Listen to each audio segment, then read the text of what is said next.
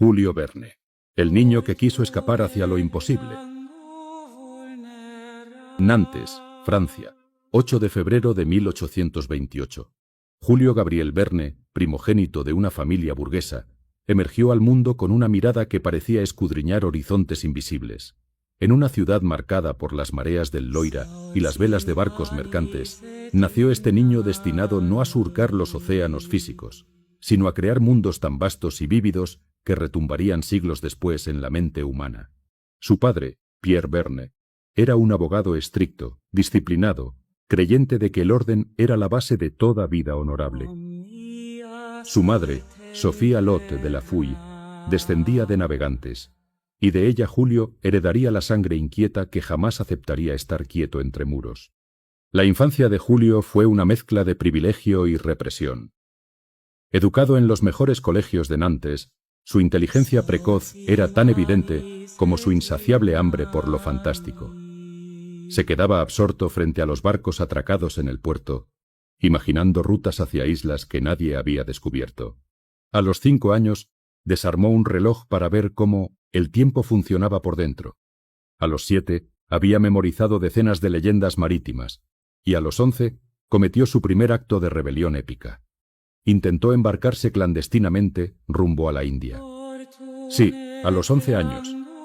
Fascinado por las historias de ultramar y determinado a vivir una de ellas, Julio se escondió en el buque Coralí, con la intención de cambiar un collar de coral por un puesto a bordo. Fue descubierto en el último momento por un familiar que dio aviso a su padre, y lo obligaron a regresar a casa. El castigo fue legendario. Su padre, furioso, le hizo prometer que nunca más viajaría si no era con la imaginación.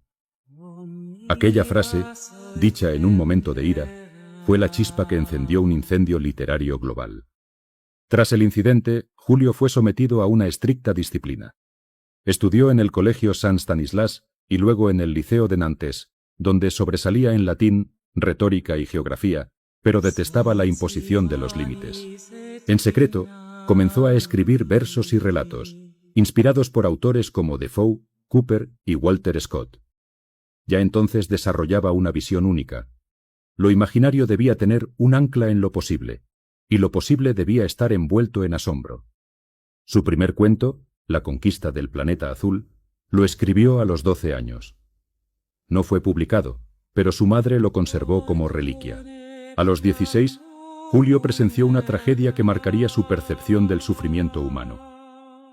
El colapso de un muelle durante una tormenta mató a varios trabajadores del puerto, entre ellos un amigo de la infancia. Este hecho, que apenas aparece en sus biografías, lo obsesionó con la fragilidad de la vida humana frente a la naturaleza, y sería una constante en su obra futura. No todo en sus viajes sería aventura. También habría peligro, pérdida y límite. En cada recreo, en cada vigilia, su mente viajaba.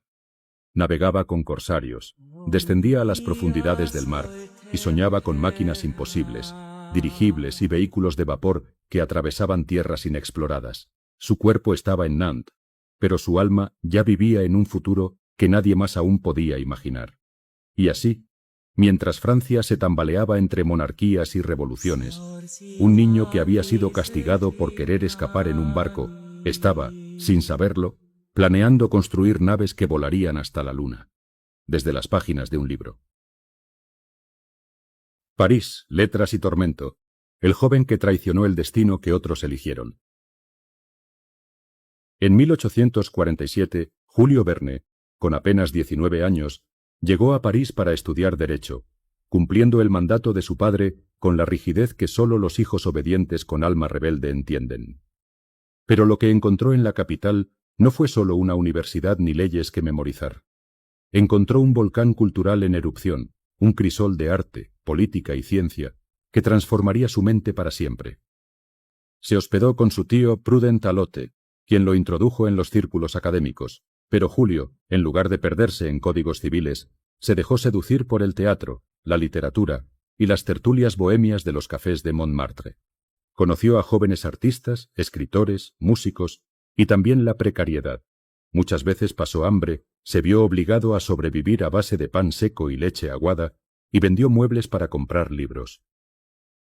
A pesar del sufrimiento, cada noche escribía como si el papel fuera el único lugar donde respirar. Fue en esta época cuando entabló amistad con Alexandre Dumas hijo, un encuentro crucial. Dumas creyó en el talento de Verne y lo ayudó a estrenar su primera obra de teatro, Las pajas rotas, 1850. Aunque el éxito fue modesto, significó una puerta abierta. Verne descubrió que no solo quería escribir, quería influir, impresionar, sacudir la imaginación colectiva.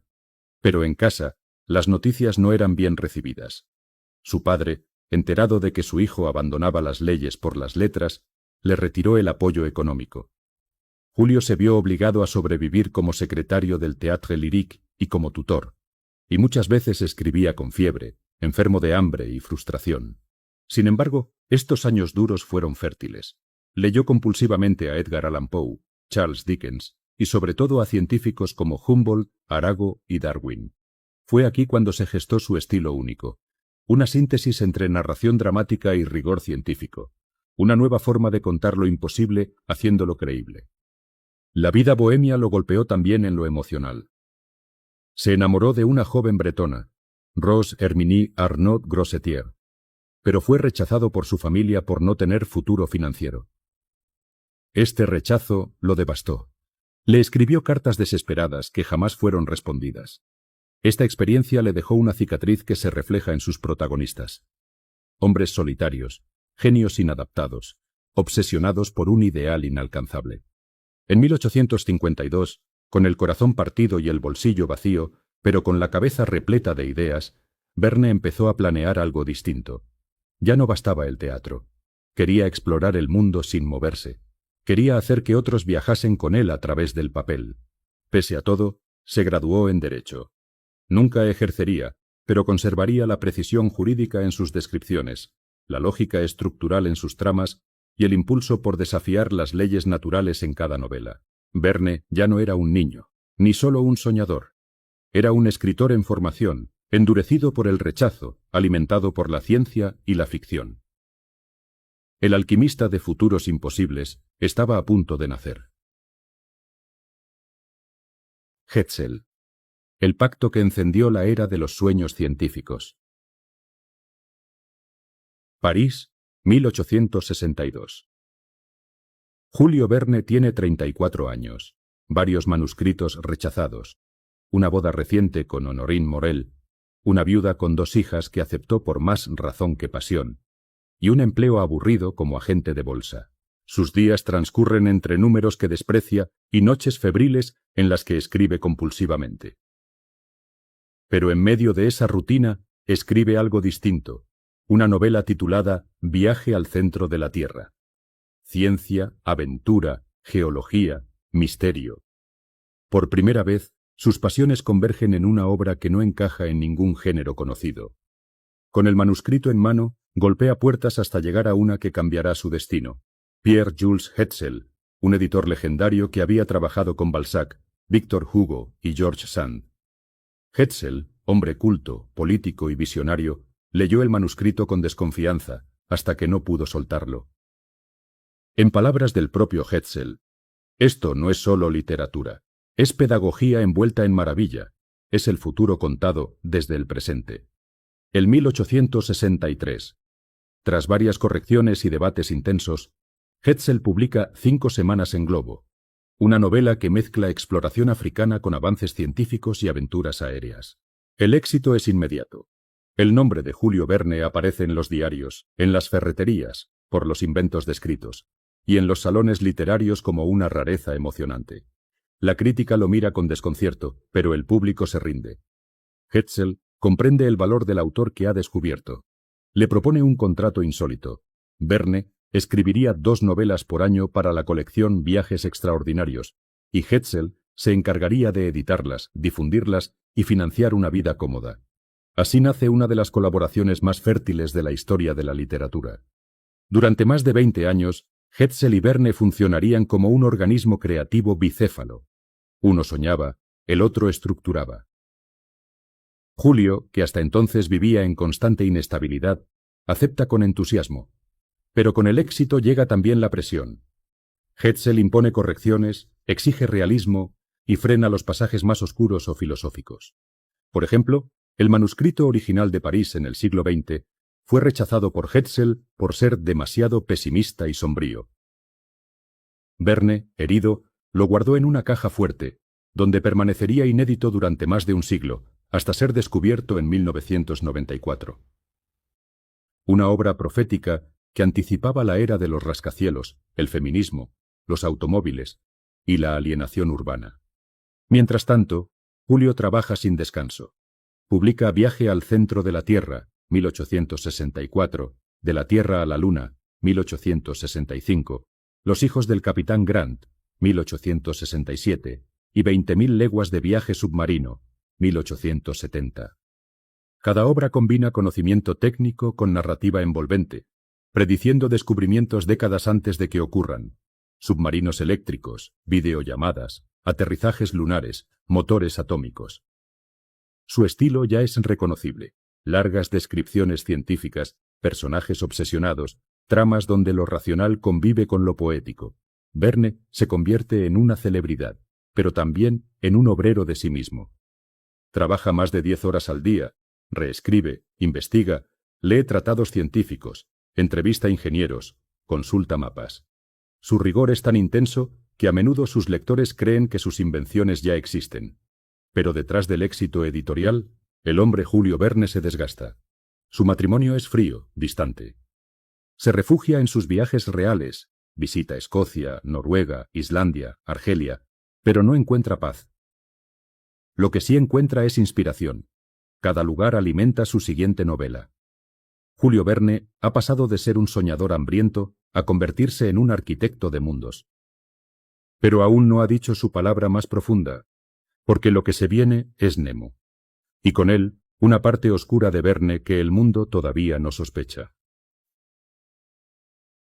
Nemo, el grito silencioso de un genio herido. El mundo lee con asombro la nueva obra de Julio Verne. 20.000 leguas de viaje submarino. Pero detrás de sus páginas llenas de maravillas marinas y tecnología adelantada, se esconde algo más profundo. Una confesión codificada, una rebelión velada contra el sistema, un reflejo de un hombre en guerra con sus propias sombras. El capitán Nemo, personaje central de la novela, no es simplemente un explorador submarino. Es un genio trágico, atormentado, exiliado voluntario del mundo, dueño del Nautilus, una nave imposible que representa tanto poder como aislamiento. Verne no lo pensó como una figura neutral. En el manuscrito original, Nemo era un príncipe polaco que odiaba al Imperio ruso por haber masacrado a su familia durante la represión de 1863. Pero Hetzel, temeroso de perder el mercado ruso, le exigió eliminar toda referencia política directa. Verne accedió, pero con rabia.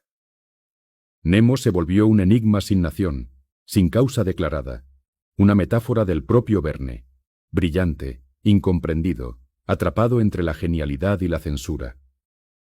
El Nautilus no era solo un prodigio tecnológico, era también un refugio psicológico. Verne, cada vez más escéptico del progreso humano, comenzó a usar sus novelas como crítica camuflada. En Nemo depositó sus frustraciones, su dolor por la pérdida del amor verdadero y sus propias tensiones con el orden burgués. Mientras tanto, la vida exterior seguía. La guerra franco-prusiana estalló ese mismo año. París fue sitiada, y Verne, incapaz de intervenir, se encerró a escribir como forma de resistencia.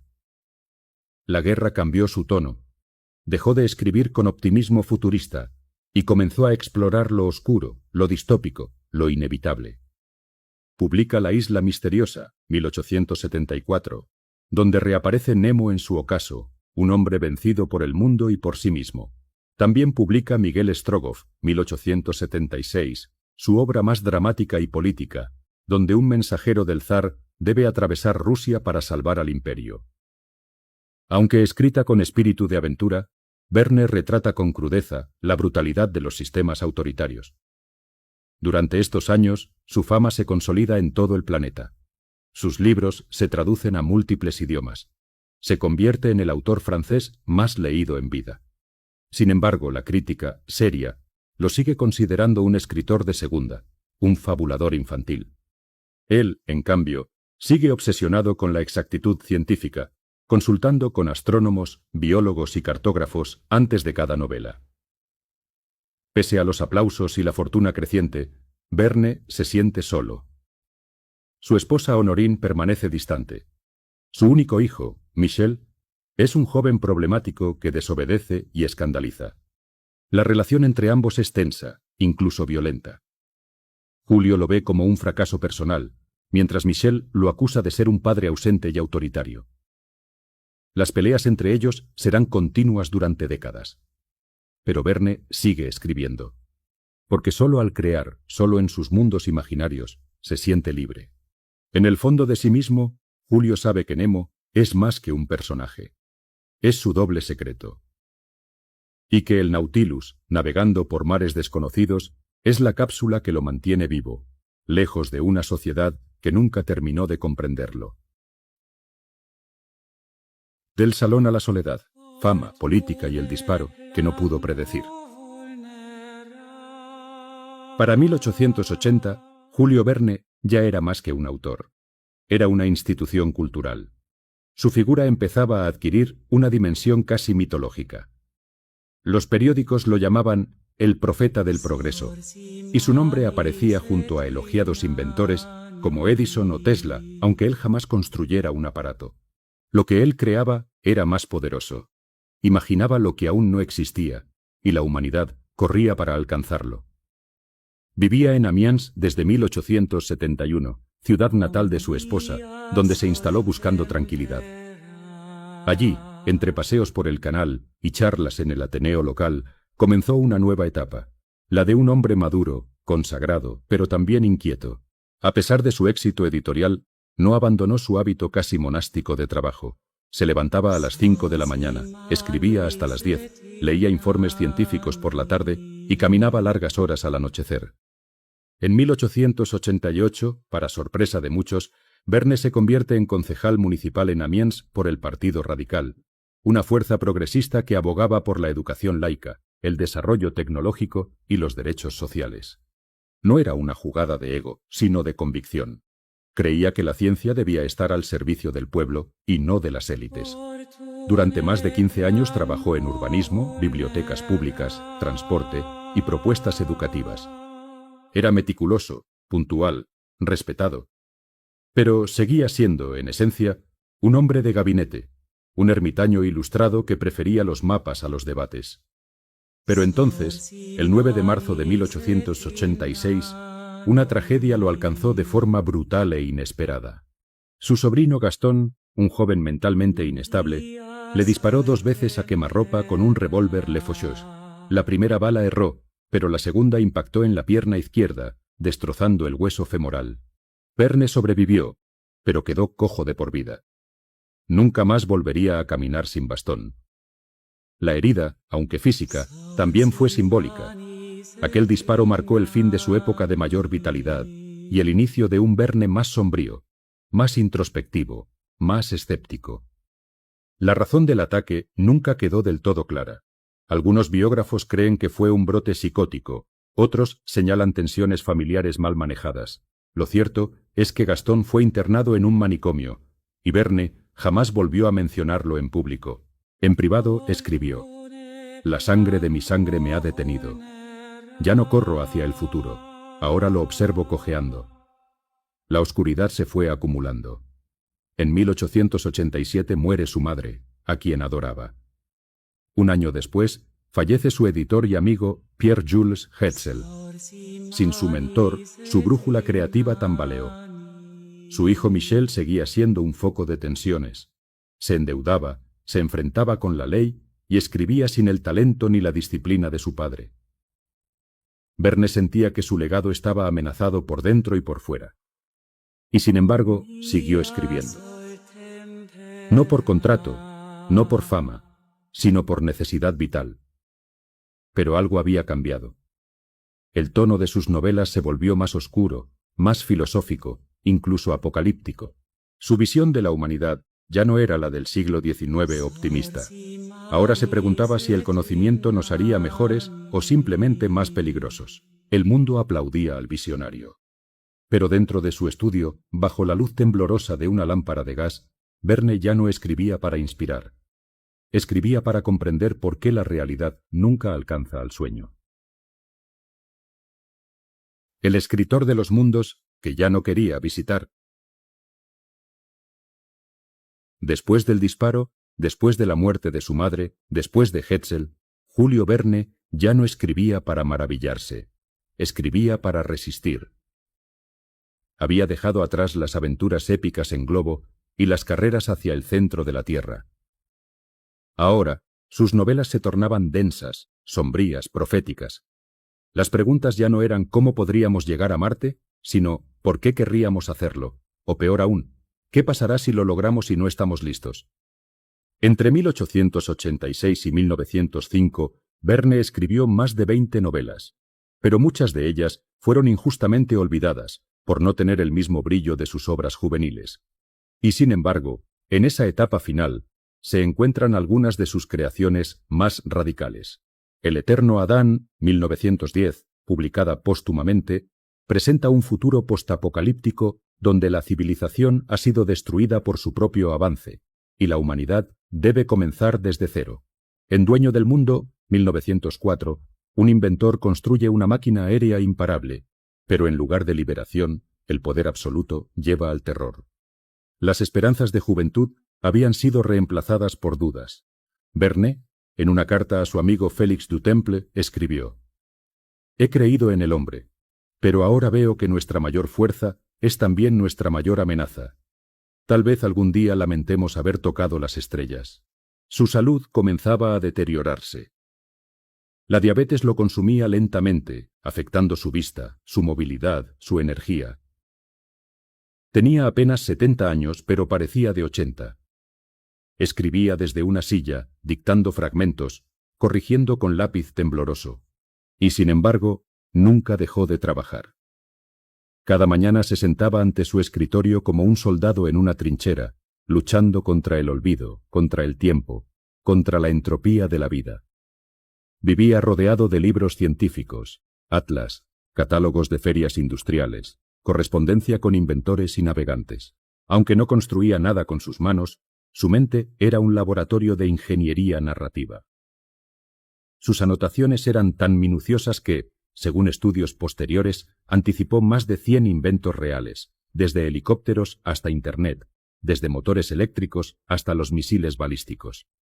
Pero el reconocimiento intelectual seguía esquivo.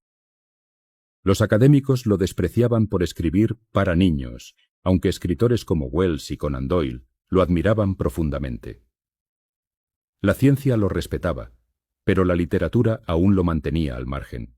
Y esa tensión se volvió un tema recurrente en sus novelas. El genio incomprendido, el inventor rechazado, el hombre que ve demasiado antes de que los demás estén listos para entenderlo. Aún así, mantenía su sentido del humor seco, irónico. En una ocasión, cuando un periodista le preguntó si creía que sus predicciones se cumplirían, Verne respondió: «No es que yo vea el futuro, es que ustedes aún no han visto lo que ya está aquí». Mientras el siglo XIX se desvanecía y el XX emergía con automóviles, armas modernas y ciudades de acero, Julio Verne observaba desde su estudio en Amiens como un profeta silenciado, sabedor de que el mundo estaba alcanzando lo que él había escrito, pero no con la poesía, sino con prisa y violencia. Había cruzado todos los horizontes posibles, pero en sus últimos años, Julio Verne no quería ir más lejos. Solo quería entender si había valido la pena llegar tan lejos. El guardián de sus propios secretos, la herencia encerrada en cofres de papel. Mientras su cuerpo se apagaba lentamente, Julio Verne se volvió meticuloso hasta el extremo con su obra inédita. Tenía la intuición, casi una certeza, de que su muerte no sería el final de sus historias. Organizó archivos, corrigió manuscritos, escribió notas al margen con instrucciones precisas para su hijo Michel. Más que un testamento, preparaba una bomba de tiempo literaria que habría de estallar en el futuro. En una habitación oscura de su casa de Amiens, Julio guardaba decenas de cuadernos manuscritos, novelas enteras no publicadas, esquemas de mundos aún no descritos, y textos que Hetzel nunca aceptó publicar. Entre ellos estaba París en el siglo XX, una visión escalofriante de una ciudad dominada por la tecnología, donde el arte ha muerto y la sociedad vive esclavizada por la eficiencia. El manuscrito, rechazado en 1863 por ser demasiado sombrío e inverosímil, fue sellado en un cofre que no se abriría sino hasta 1994, casi un siglo después de su muerte. Cuando vio la luz, el mundo se estremeció. Había anticipado la era de los rascacielos, los coches eléctricos, la inteligencia artificial y la alienación total. En esos años finales, Verne escribía con más crudeza y menos adornos. Sus novelas no terminaban en moralejas, sino en preguntas abiertas. Exploró el fanatismo, la destrucción del medio ambiente, la vigilancia estatal, los totalitarismos que aún no tenían nombre. Fue un visionario que dejó de buscar soluciones. Ahora solo advertía los peligros del exceso de poder sin ética. Mientras tanto, su familia era un campo de batalla. Michel, su hijo, ya adulto, vivía del apellido Verne y se dedicaba a escribir y reescribir obras de su padre.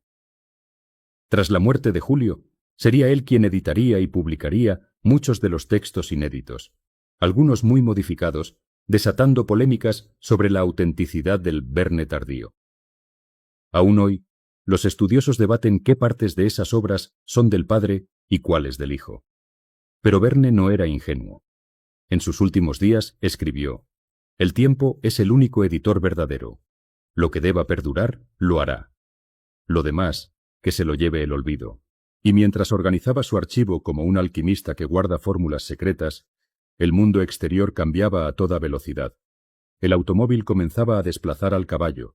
La electricidad tomaba las ciudades. El telégrafo se convertía en teléfono. Todo lo que él había imaginado ahora era realidad, pero no como una celebración de su genio, sino como parte del curso implacable de la historia. A menudo se lo veía mirando por la ventana, en silencio. A quienes lo visitaban, les hablaba de Darwin, de Poe, de Shakespeare. Ya no discutía el futuro. Lo contemplaba con una mezcla de orgullo y temor. Y en la madrugada del 24 de marzo de 1905, en su cama de Amiens, Julio Verne cerró los ojos por última vez. No hubo dramatismo, no hubo palabras finales, solo una calma extraña, como si supiera que el viaje apenas comenzaba, porque aunque su cuerpo se rindió, sus mundos seguían girando, más vivos que nunca. El siglo que alcanzó a Verne.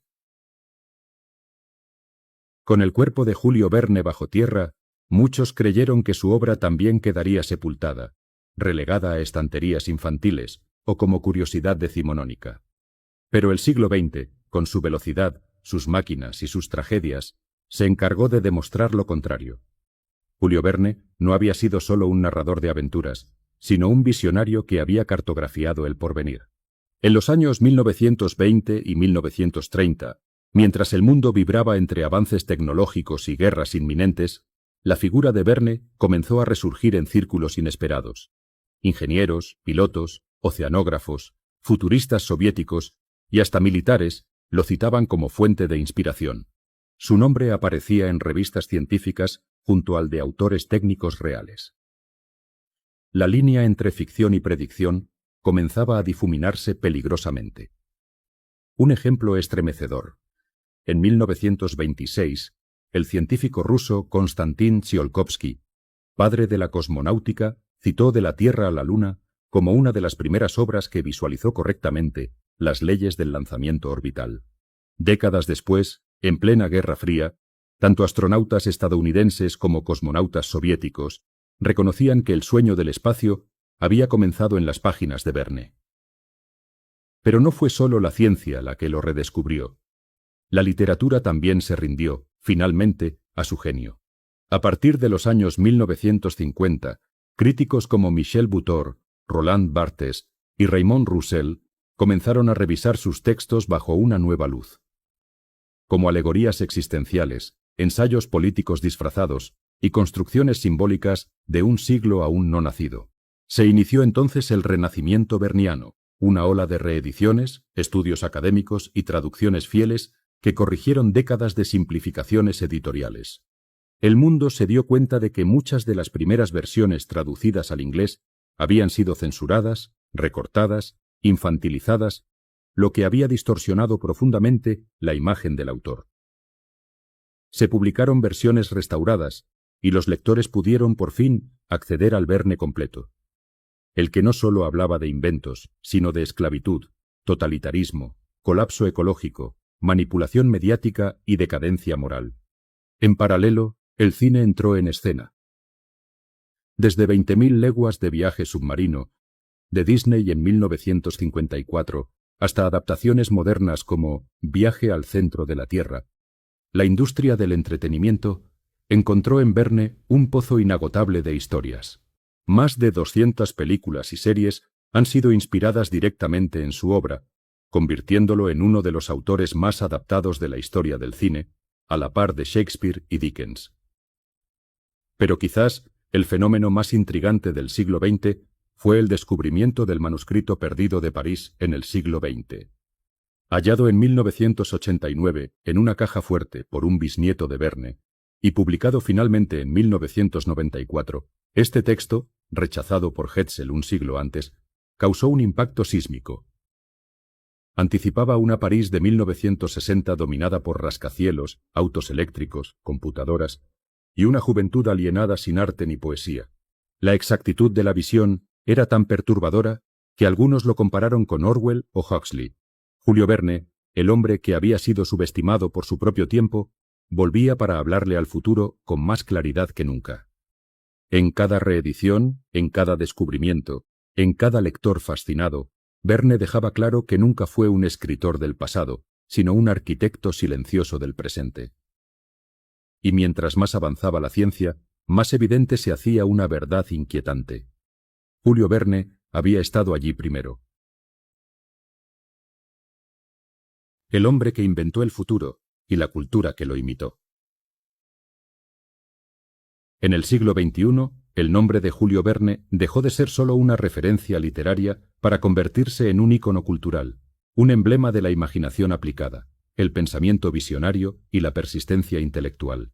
Sus novelas ya no eran solo libros, eran mapas conceptuales, referencias estéticas, puntos de partida para universos enteros. La explosión de la cultura pop, la ciencia de consumo y los medios audiovisuales transformaron la obra de Verne en algo ubicuo. Su legado se infiltró en películas, videojuegos, parques temáticos, cómics, colecciones de moda steampunk y diseños industriales. En cada rincón de la cultura contemporánea, desde Google Doodles hasta cápsulas espaciales, hay una sombra o una chispa que lleva su nombre. Uno de los movimientos culturales que más lo adoptó fue el steampunk, ese subgénero retrofuturista que imagina un mundo donde la revolución industrial nunca terminó y la tecnología siguió desarrollándose con vapor, engranajes y cobre pulido. Si bien Verne no usó ese término, su estética literaria lo anticipó con una claridad abrumadora. Submarinos que parecen órganos barrocos, globos aerostáticos con bibliotecas, ferrocarriles que atraviesan planetas y naves decoradas como salones victorianos. Artistas visuales, diseñadores de videojuegos y cineastas como Guillermo del Toro, Tim Burton o Hayao Miyazaki han citado directa o indirectamente a Verne como fuente de inspiración. La saga Final Fantasy, el universo BioShock y películas como La invención de Hugo o Atlantis de Disney toman directamente ideas, escenarios o arquetipos que nacieron en las novelas de Verne. En el terreno científico, su figura es casi mítica. La NASA bautizó a una de sus naves de abastecimiento como ATV Jules Verne, lanzada en 2008, reconociendo formalmente que las visiones de Verne ayudaron a moldear la curiosidad espacial. El Museo del Aire y del Espacio en París y el Kennedy Space Center en Florida conservan primeras ediciones de sus libros como reliquias fundacionales del pensamiento aeroespacial moderno. Verne es también el padrino simbólico de una idea revolucionaria: la ciencia ficción educativa.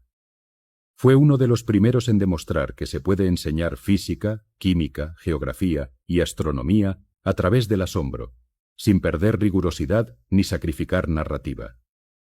Esa herencia se extiende en autores como Isaac Asimov, Carl Sagan, Arthur C. Clarke y Neil deGrasse Tyson, quienes lo veneraban no solo como narrador, sino como maestro, pero su influencia no se limita a las élites.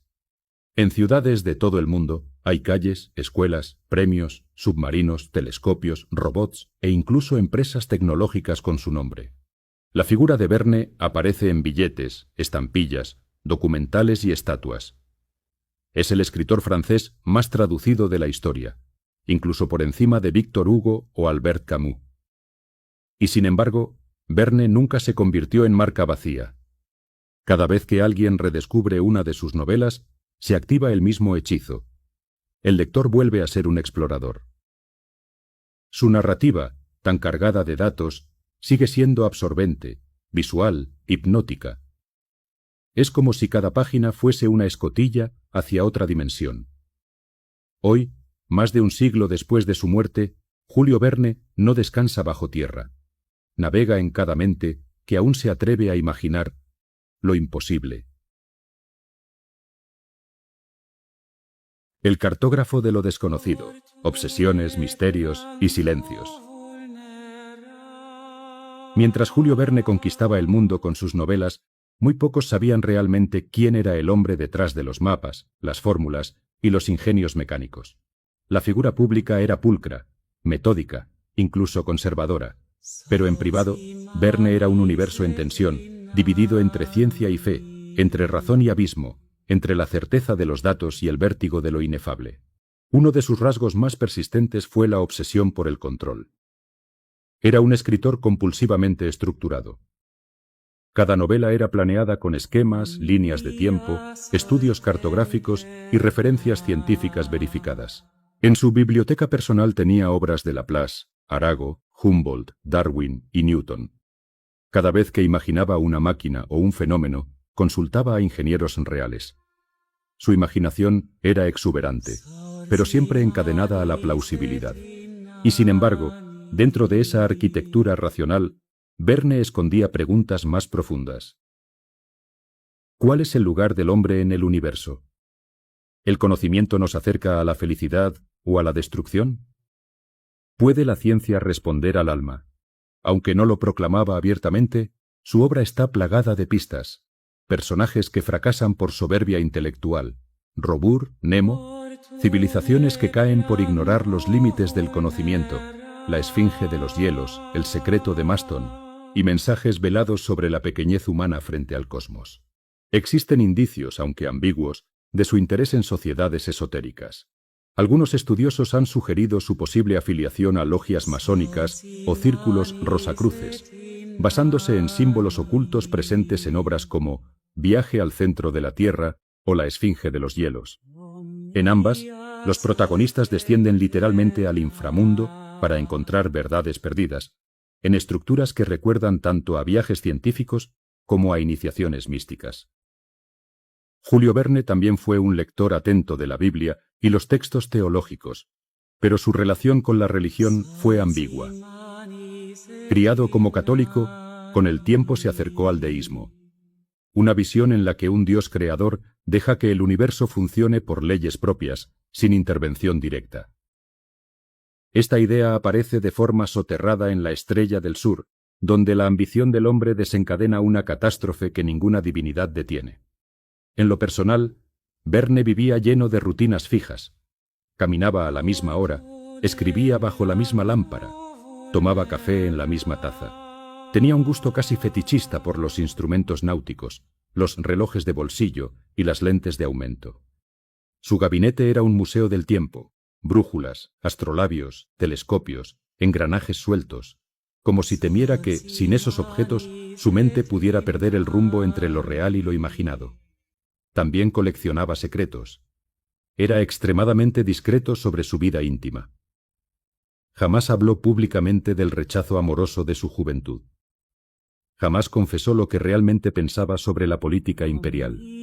Jamás explicó por qué Nemo, su personaje más poderoso, era también el más torturado.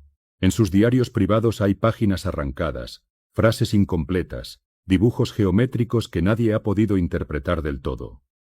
Pero quizá el mayor misterio de Verne es cómo logró intuir tanto sin haber salido apenas de Europa, sin haber estudiado ciencias de manera formal, sin más herramientas que su insaciable curiosidad.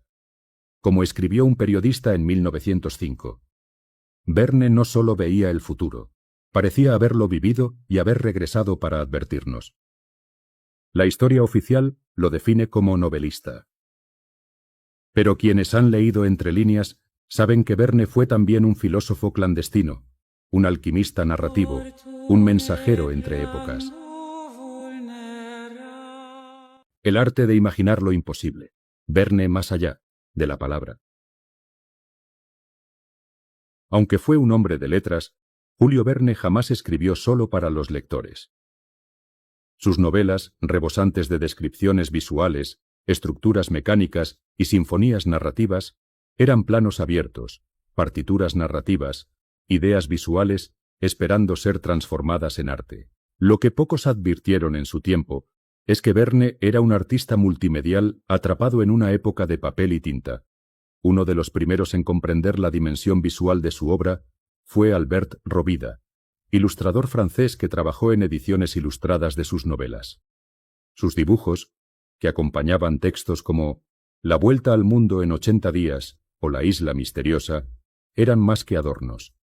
Eran arquitecturas narrativas, representaciones que ayudaban al lector a visualizar estructuras imposibles, ciudades sumergidas, vehículos de geometría poética. Robida, influenciado por Verne, desarrolló su propio universo gráfico que anticipó los cómics de ciencia ficción.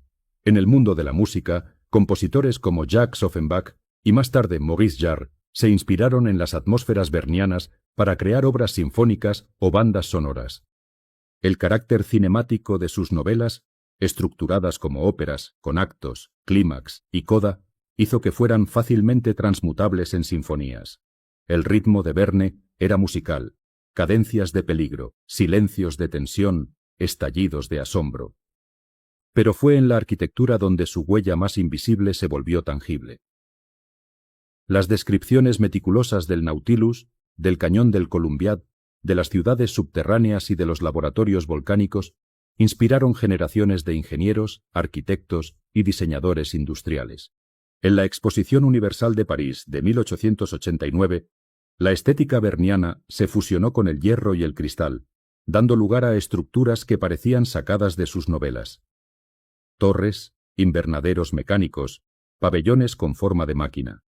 Muchos arquitectos futuristas del siglo XX, como Antonio Santelia, Le Corbusier e incluso el movimiento Bauhaus, reconocieron que el pensamiento de Verne había preparado al mundo para imaginar espacios no religiosos, no clásicos, no coloniales, espacios diseñados para el futuro. En el arte plástico, pintores surrealistas y simbolistas encontraron en Verne un creador de escenarios que desafiaban la lógica. Salvador Dalí llegó a decir que Viaje al centro de la Tierra era la más líquida de las epopeyas modernas, y André Breton veía en la Esfinge de los hielos un predecesor del arte de lo onírico. Las atmósferas claustrofóbicas de Verne, los mundos donde todo parece real pero no lo es, abrieron puertas al subconsciente colectivo de la modernidad. Incluso en el diseño industrial, compañías como General Motors y Siemens han reconocido que muchos prototipos iniciales de submarinos, dirigibles y módulos habitacionales tomaron inspiración directa de los diagramas vernianos. En Japón, la influencia de Verne es tan profunda que en los parques Ghibli hay exhibiciones permanentes con maquetas del Nautilus, y los trenes de alta velocidad han sido diseñados con nombres extraídos de sus novelas. La obra de Verne es, en esencia, un artefacto de posibilidades, una fuente inagotable que sigue alimentando disciplinas que él nunca practicó, pero que anticipó con asombrosa precisión. Donde haya un sueño con engranajes, donde haya una idea imposible que toma forma, Julio Verne está presente. El visionario de los límites, Verne y el dilema del progreso.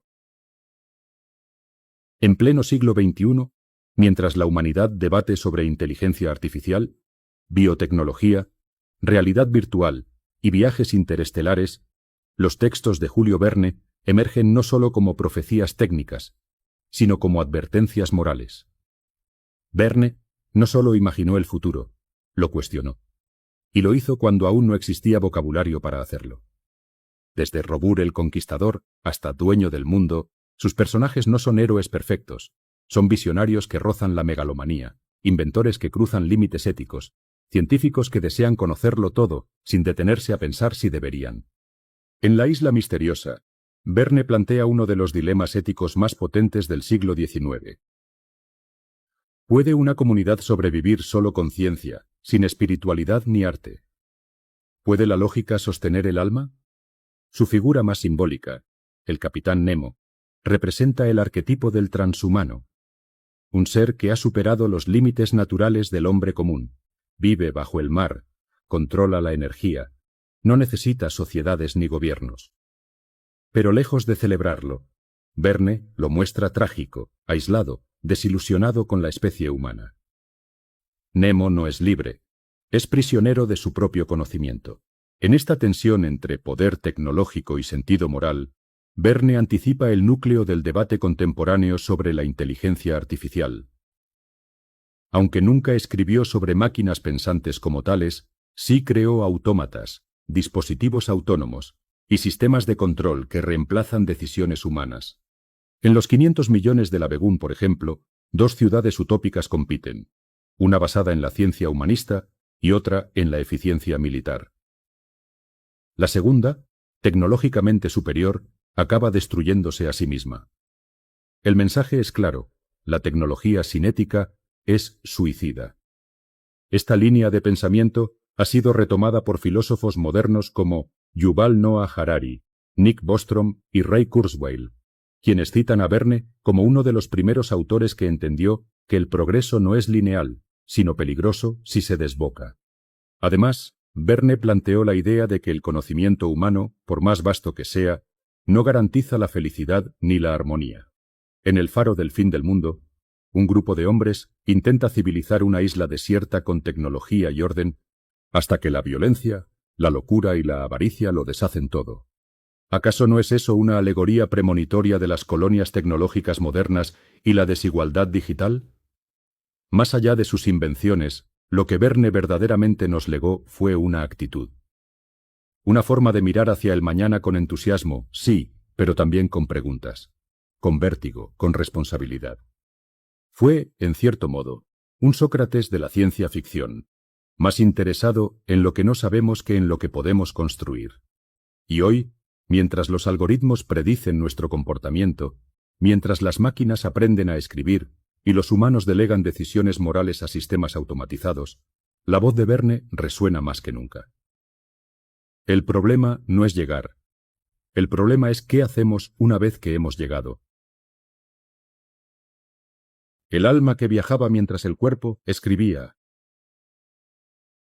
A lo largo de más de 60 novelas, Julio Verne llevó a sus personajes a todos los rincones del mundo y del universo. Al fondo del mar, al centro de la tierra, al corazón de volcanes, selvas, desiertos, glaciares, lunas y abismos insondables. Pero lo que pocos comprendieron, y lo que los lectores atentos descubren con asombro, es que cada viaje externo era en realidad un espejo de un viaje interno. En Viaje al centro de la Tierra, el descenso físico a las entrañas geológicas se transforma en una metáfora del inconsciente. La oscuridad, el calor, los fósiles del pasado representan capas ocultas del ser, traumas, recuerdos primordiales. El personaje de Axel, al principio temeroso y escéptico, termina convertido, casi místico, al haber tocado el origen del mundo y de sí mismo. En 20.000 leguas de viaje submarino, el océano es el gran útero cósmico, un lugar de misterio absoluto donde los humanos no tienen control. Nemo, el capitán caído del mundo terrestre, se convierte en un espectro, un alma errante, herida, que ha renunciado a la superficie no por cobardía, sino por desesperanza. Su recorrido no es para explorar, sino para evadir, para reconstruir un orden moral perdido. Verne, sin proclamar ninguna religión, creó constantemente situaciones de revelación espiritual. En La isla misteriosa, la comunidad científica sobrevive gracias a un benefactor oculto que los guía, los protege, y finalmente se revela como el propio Nemo. ¿Qué es eso sino una figura mesiánica? ¿Qué otra cosa sino una parábola del Dios oculto que actúa en silencio? Su fascinación por lo desconocido tenía una dimensión casi sagrada. Le atraía lo que la ciencia no podía explicar: los sueños, la voluntad, la intuición, el arte, el destino. En el testamento de un excéntrico, un millonario organiza un juego absurdo basado en el azar, y la historia termina revelando que el azar, en realidad, estaba profundamente orquestado. Predestinación o libertad. Orden cósmico o caos disfrazado. Más allá de los datos, Verne intuyó que el alma humana no se conforma con saber. Necesita también creer, sentir y trascender. Muchos de sus personajes se enfrentan a dilemas morales y espirituales bajo presión extrema. En Los hijos del capitán Grant, la expedición no es solo para encontrar a un náufrago, sino para restaurar la fe en el idealismo. En Miguel Strogoff, el deber se vuelve sacrificio casi religioso.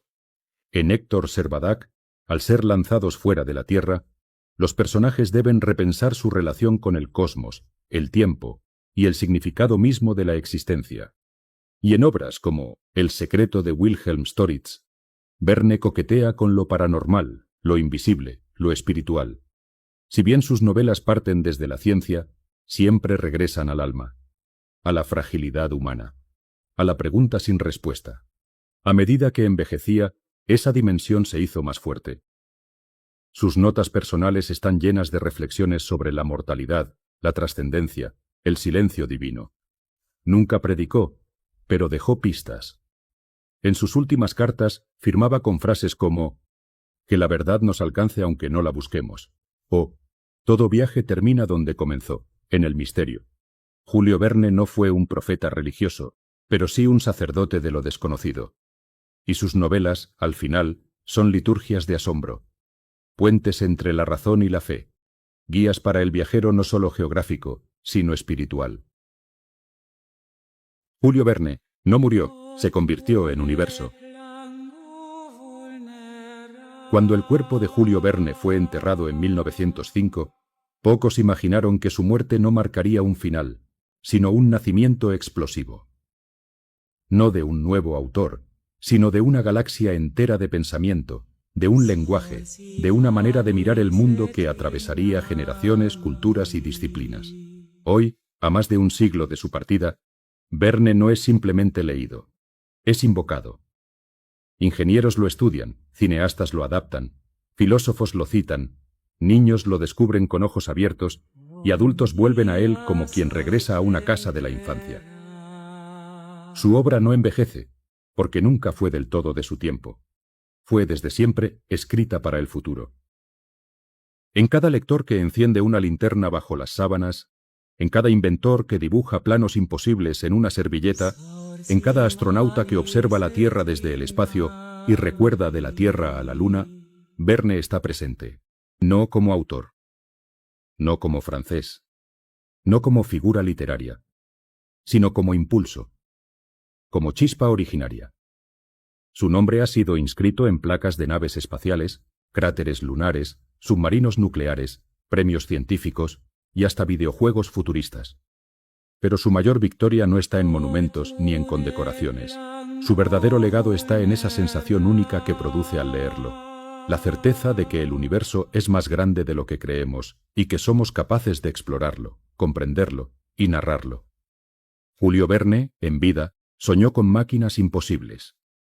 Predijo satélites, internet, energía solar, ascensores orbitales y guerras mundiales.